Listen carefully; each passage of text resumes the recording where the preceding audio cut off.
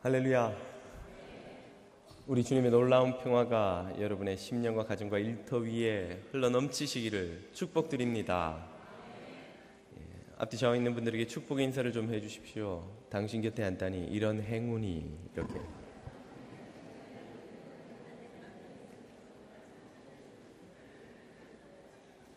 아마 208을 타고 오신 분들은 오시느라 좀 고생하셨을 텐데요. 저도 길이 막혀서 로컬로 돌아오느라고 좀 시간도 좀 걸리고 어려웠습니다. 여러분도 그러셨으리라 생각하는데 좀 어려운 길 잘 오셨습니다. 오늘 우리에게 주시는 하나님의 말씀은 로마서 8장 5절에서 11절까지의 말씀입니다.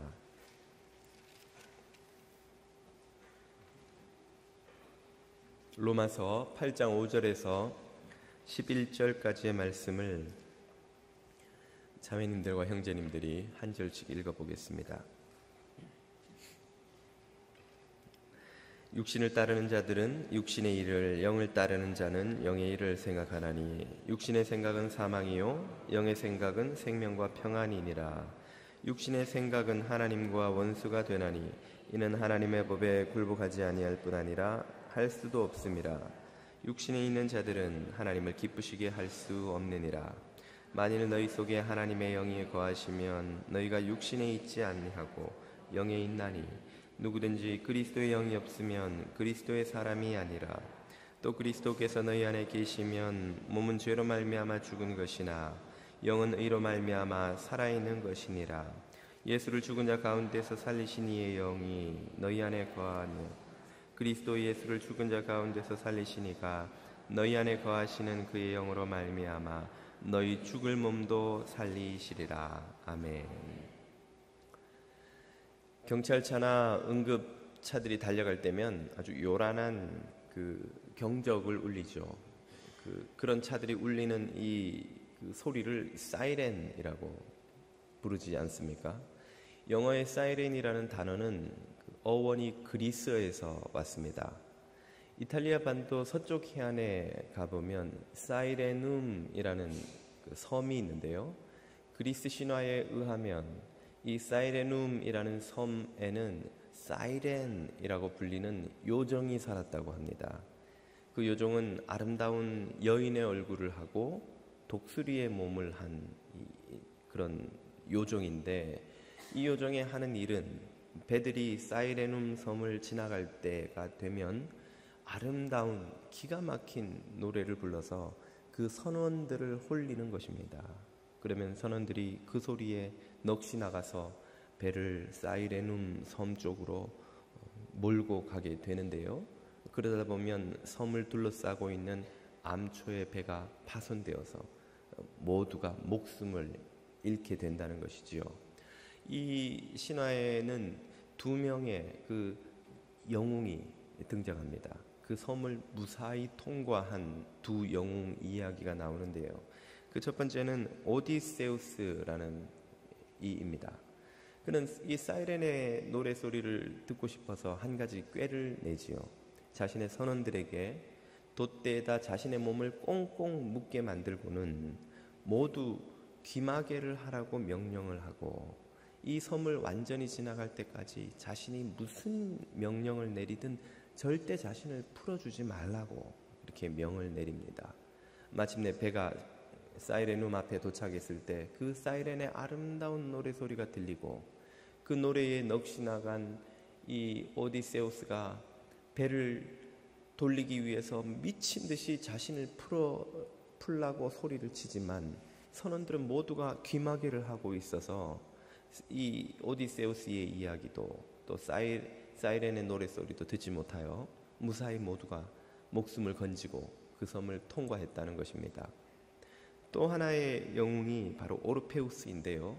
그는 유명한 음악가이자 시인이기도 했습니다. 그의 방법은 오디세우스의 방법보다 좀 더 고차원적이라고 하겠는데, 사이렌의 노래소리가 들리기 시작하자마자 그는 커다란 자신의 하프를 꺼내서 사이렌의 소리보다 더 크고 아름다운 소리로 노래를 부르기 시작했습니다. 그 하프 소리와 노래 소리에 매혹된 선원들이 사이렌의 소리를 듣지 못하게 되어서 모두 무사히 그 섬을 통과해 목숨을 건질 수 있었다는 것입니다. 오르페우스를 유혹하는 데 실패한 이 사이렌은 바다에 몸을 던져 커다란 바위가 되었다는 전설이 있습니다. 예, 신화는 우리 인생의 진실을 드러내지요. 이 그리스 신화의 이 두 이야기는 우리가 세상 유혹을 어떻게 이길 수 있는지에 관한 두 가지 교훈을 준다고 하겠습니다. 세상 유혹을 이기는 방법, 첫 번째는 귀를 막는 것입니다.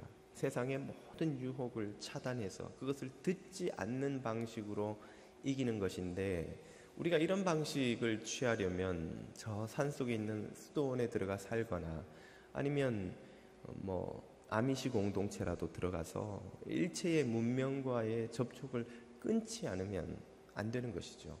세속 도시를 살아가고 있는 오늘 우리들이 실천하기에는 거의 불가능한 방법이고, 또 날마다 제대로 해내지 못한 것에 대한 이 죄책감을 안고 살아갈 수밖에 없는 방법이라고 하겠습니다. 그보다 더 효과적이고 고차원적인 두 번째 방법은 이 세상의 유혹의 소리보다 더 크고 아름다운 노랫소리에 귀를 기울이는 것입니다. 우리에게 그런 아름답고 큰 노랫소리를 들려주시는 그 분이 있다면 누구일까요? 그분이 바로 우리 안에서 아름다운 노래를 불러주시는 성령 하나님이신 줄로 믿습니다. 이것이 바로 세상을 이기는 진짜 지혜인 것이죠. 오늘 우리는 로마서 8장의 두 번째 단락을 읽었습니다. 로마서 8장에서 우리는 생명의 성령의 법 아래 살아가는 성도의 모습을 살펴보고 있는데요. 오늘 본문에는 우리가 무엇을 듣느냐에 따라서 전혀 달라지는, 전혀 다른 그 방식의 삶을 살게 되는 두 가지의 삶의 방식을 소개하고 있습니다. 먼저 5절 말씀을 보십시오. 육신을 따르는 자는 육신의 일을, 영을 따르는 자는 영의 일을 생각하나니. 여기에 등장하는 두 가지 삶의 방식은 육신을 따르는 삶과 영을 따르는 삶입니다. 각각 줄여서 육의 삶, 영의 삶이라고 한번 이름을 붙여볼 수 있겠습니다. 이 두 가지 삶을 가르는 그 차이가 있다면 무엇인가요? 무엇이 두 가지 삶의 방식을 가릅니까? 그것은 바로 그들이 누구의 음성을 듣느냐. 다시 표현하자면, 본문의 표현대로 하자면 그들이 무엇을 생각하느냐에 따라서 그 삶이 달라진다는 것입니다. 육신의 일을 생각하면 육의 사람이 됩니다. 영의 일을 생각하면 영의 사람이 되는 것이죠. 그들의 생각이 육의 것이냐 영의 것이냐의 차이라는 말입니다. 그러면 육의 생각은, 육의 일은 무엇이고 영의 일이란 무엇일까요? 먼저 육신의 일을 생각하는 것이 무엇인지 예수님께서 산상설교에서 제자들에게 가르쳐 주신 적이 있습니다. 마태복음 6장 31절과 2절을 보십시오. 그러므로 염려하여 이르기를 무엇을 먹을까, 무엇을 마실까, 무엇을 입을까 하지 말라. 지금 여기 등장하는 것이 바로 육신의 일입니다. 뭘 먹지? 뭘 입으면 좀 멋있고 이쁘게 보일까? 뭘 먹으면 배부르게 부족함 없이 만족하게 살까? 어떻게 하면 더 좋은 집에서 좋은 차를 타고 아메리칸 드림을 이루어 걱정 없이 좀 어카운트에 돈을 쌓아놓고 살아볼까? 이 모든 것이 육신의 일입니다. 그 일은 우리에게 염려를 가져다 주죠. 이 생각들이 어디서 나온 것인지를 32절이 이렇게 말합니다. 이는 다 이방인들이 구하는 것이라. 하나님을 모르는 사람들이 구하는 것이요, 하나님의 자녀들은 구하지 않는 것입니다. 이것이 모두 육신의 일입니다. 육신의 생각입니다. 거기에서 염려가 나옵니다. 거기에는 평안이 없지요. 하나님의 자녀들은 이 육신의 일을 생각하지 않습니다. 왜입니까? 왜냐하면 너희들, 하나님의 자녀들의 하늘 아버지께서는 이 모든 것이 너희에게 있어야 할 줄을 이미 알고 계시기 때문입니다. 선한 아버지, 자비로운 어머니는 자녀들에게 먹을 것이 필요하고, 때가 되면 잠을 자야 되고, 때가 되면 공부를 하고 학교에 가야 한다는 것을 압니다. 선한 부모들은 자녀들을 그렇게 사랑으로 돌보며 필요한 것을 채워주지요. 하늘에 계신 우리 하나님이 선하신 하나님이 맞다면 그분은 우리에게 무엇이 필요한지를 아시고 그것을 다 채워주시는 분입니다. 그러므로 그것을 염려하지 않게 되는 것이죠. 그것을 염려하며 구하며 찾는 삶은 곧 이방인들의 생각이요, 세상의 일, 육신의 일인 것입니다. 거기에는 항상 염려가 떠나지 않습니다. 그러면 영의 생각이란 무엇입니까? 바로 그 다음 절인 33절이 이렇게 말합니다. 그러므로 너희는 먼저 그의 나라, 하나님의 나라와 그 의를 구하라. 그리하면, 하나님의 나라와 일을 생각하는 것이 영의 일을 생각하는 것입니다. 그리하면 이 모든 것을 너희에게 은혜로 더하여 주시리라. 영의 일을 생각하는 삶은 그러므로 염려와 근심으로부터 자유케 됩니다. 해방됩니다.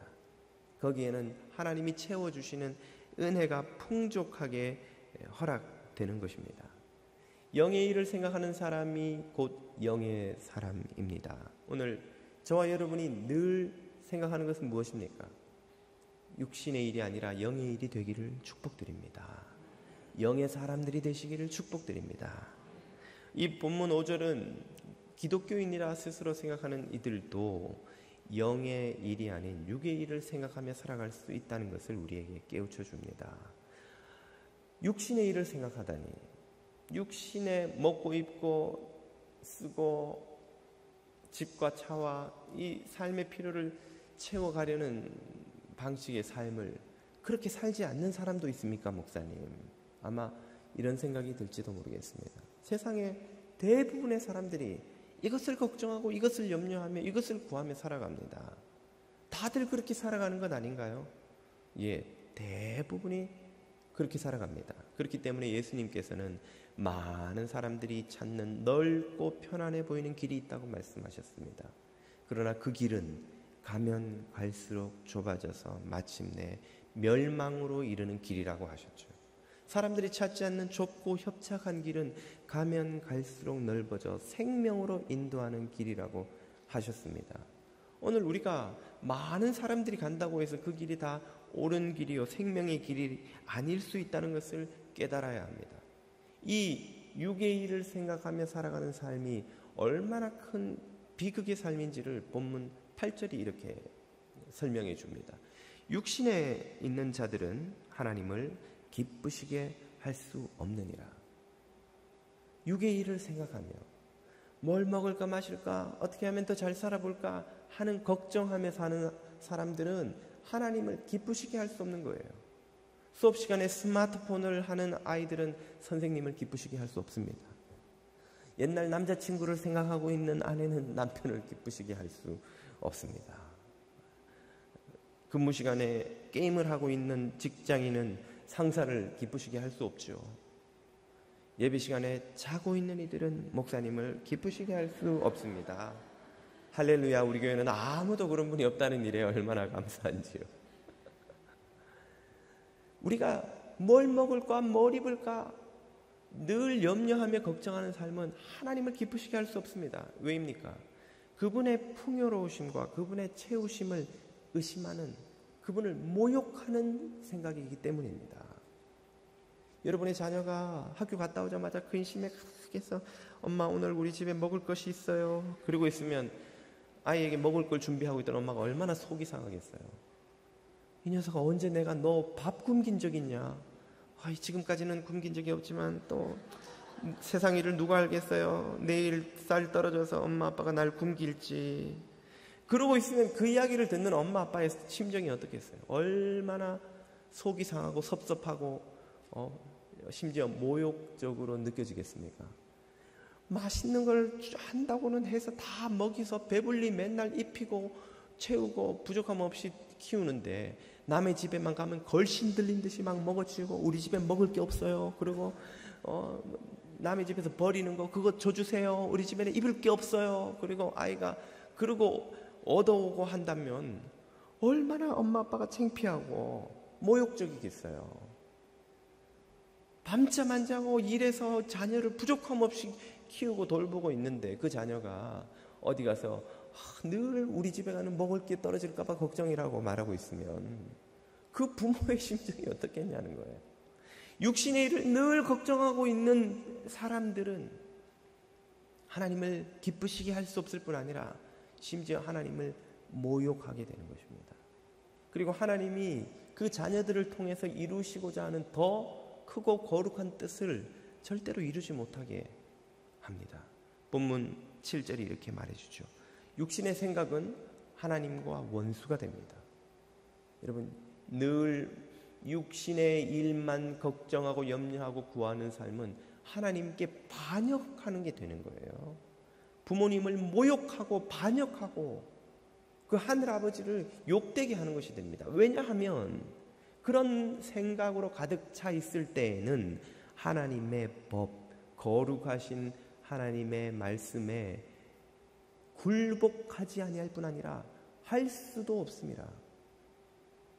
하나님의 법, 거룩이고 경건이고 관심이 없는 거예요. 그 말씀이 이해도 안 되고 관심도 생기지 않고 따르고 싶은 마음도 없고 따르려고 해도 따를 힘도 거기에는 없는 것입니다. 육신의 일을 생각하는 동안에는 그런 것이죠. 여러분, 옛말에 곳간에서 인심 난다고, 곳간에 부족함이 없이 차 있을 때 남도 나누어 주고 싶은 것이죠. 시카고 대학의 리차드 탈러 교수가 쓴 그 넛지라는 세계적인 베스트셀러가 된 책이 있습니다. 흥미로운 것은 이 책이 전 세계에서 가장 많이 팔린 나라가 바로 우리 한국입니다. 번역본이 팔렸다는 이야기일 텐데요. 이 넛지의 재미있는 실험 이야기가 나옵니다. 한 신학교 교정에서 배우가 한 사람 벤치에 앉아서 신학교 학생들이 지나갈 때마다 배가 아픈 신용을 하면서 끙끙대고 있는 것입니다. 그러면서 실험하는 사람들이 숨어서 그 신학생들이 지나가면서 누가 그를 도와주는가를 지켜본 것이죠. 신학생들이라면 이제 뭐 전도사, 목사가 될, 성직자가 될 사람들 아닙니까? 그런 사람들 중에 누가 이 배우를, 아파하는 사람을 선뜻 도와주고 지나갈까 관찰을 했더니 정말 어떤 사람들은 가서 괜찮냐고 묻고 약이라도 사다 줄까, 같이 어디 내 차로 병원을 가겠느냐 이렇게 묻고 도와주려고 하는데, 어떤 이들은 이렇게 지나가다 보고는 뭐 시계도 보고 하더니 그냥 지나가 버리는 거예요.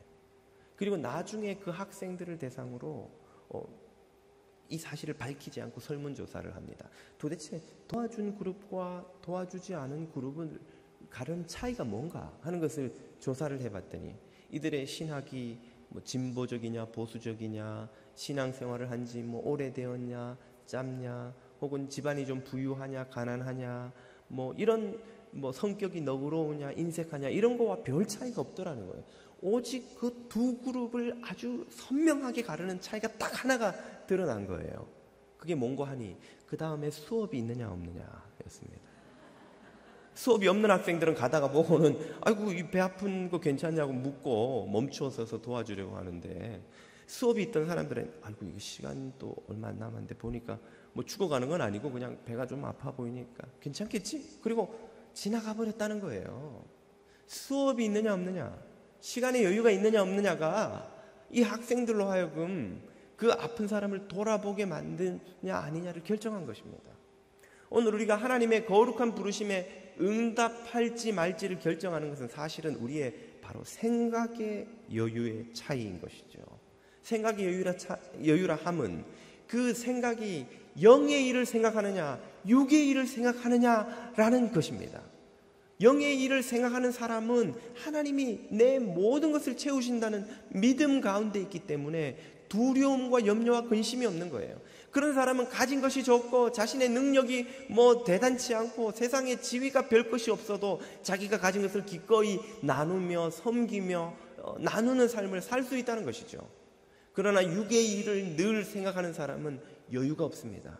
마음에 염려와 긴장과 두려움이 있는 거예요. 은행에 돈을 쌓아놓고 이만큼 부유하게 살면서도 내 아들, 손자, 증손자, 대대손손이 먹고 살 걸 쌓으려면 아직도 멀은 거예요. 하나님을 믿을 여유가 없는 거예요. 내가 내 거를 쌓아야 되는데 내 이웃의 고통과 아픔과 상처에 참여할 만한 마음의 생각의 여유가 없는 것이죠. 영의 일을 생각하는 사람은 그 근심으로부터 자유케 됩니다. 하나님의 부름에 응답할 여유가 생기는 것이죠. 하나님의 거룩한 법을 바라보고 순종하고 응답할 힘이 거기에 생기게 되는 것입니다. 오늘 저와 여러분이 바라보고 생각하고 있는 것은 무엇입니까? 바로 영의 일을 생각하고 영의 사람으로 살아갈 수 있기를 축복드립니다. 바로 여기에서 우리는 육신의 일의 결과, 영의 일의 결과를 마주하게 됩니다. 본문 6절을 보십시오. 육신의 생각은 그 마지막이 무엇입니까? 사망입니다. 육신의 일을 늘 구하며 살아가는 사람은 하나님의 법에 굴복할 의지도 없고 굴복할 능력도 없습니다. 하나님과 상관없이 살아가다가 영원히 하나님과 결별한 삶을 택합니다. 그 상태를 성경은 심판이요 멸망이요 지옥이라고 부릅니다. 그러나 영의 일을 생각하는 삶은 하나님의 법을 사랑합니다. 하나님의 나라와 그 의를 구합니다. 그 삶에는 무엇이 있습니까? 생명과 평안이 있습니다. 생명과 평안. 여기서 우리가 흔히 가지는 이 평안에 대한 착각을 깨닫게 됩니다. 많은 사람들이 평안의 근거를 상황에 둡니다. 예전에 내가 경제가 좋고 비즈니스가 잘 될 때 마음이 평안합니다. 가정이 평안하고 내 뜻대로 될 때는 마음이 평안합니다. 그러나 비즈니스가 어렵고 관계가 어려워지고 삶에 문제가 생기면 평안이 사라진다고 생각하죠. 이때 우리가 하는 착각은 그 평안이 하늘에서 온 평안이 아니라 세상에서 얻은 평안이라는 것입니다. 세상에서 온 평안은 상황에 의해 좌우되는 것이 맞습니다. 그러나 예수님이 제자들에게 말씀하시기를 내가 너희에게 평안을 주노니 내가 너희에게 주는 평안은 세상이 주는 평안과 같지 않다고 말씀하셨습니다. 하늘의 평안은 상황에 의해 좌우되는 평안이 아니고 우리 안에 계신 성령님에 의해 주어지는 평안입니다. 성령님이 우리 안에 계신 한 상황과 상관없이 누리는 평안인 것입니다.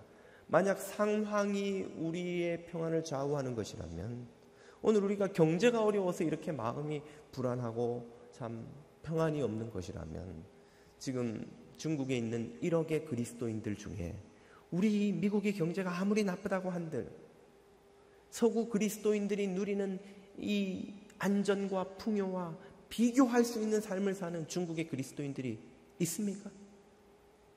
1억의 그리스도인들, 지금도 탄압과 차별 속에 살아가는 그 중국의 그리스도인들, 위협과 협박 속에 살아가는 무슬림 사회의 저 많은 그리스도인들은 도대체 어떻게 평안을 누린단 말입니까?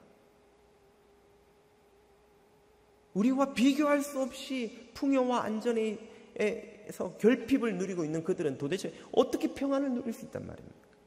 2000년 기독교 역사상 지금 이 21세기를 살아가는 서구 기독교인만큼의 풍요와 안전을 누린 시대는 그리스도인들이 그런 삶을 누린 시대는 일찍이 없었습니다.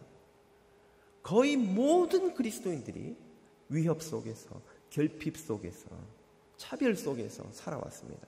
그 2000년 동안 살아온 그리스도인들은 그러면 도대체 어떻게 평안을 누렸단 말입니까? 만약에 평안이 상황에 의해 좌우되는 것이라면 지금 우리보다 가난하게 위협을 받으며 차별받으며 살아갔던 그 역사상 수많은 이들과 지금 이 시대에도 여전히 위협 속에 살아가는 모든 그리스도인들은 평안을 절대로 누릴 수가 없을 것입니다. 그럼에도 불구하고 그들은 예수 그리스도 안에 있는 생명과 평안을 고백하고 있습니다. 무엇을 보여주는 사실입니까? 하늘로부터 오는 평안은 상황에 의해 좌우되는 평안이 아니라는 것입니다. 구름 밑에서 누리는 평안, 해가 비춰야만 평안하고 비 오고 천둥 치고 바람 불면은 사라지는 그 평안은 세상의 평안인 거예요.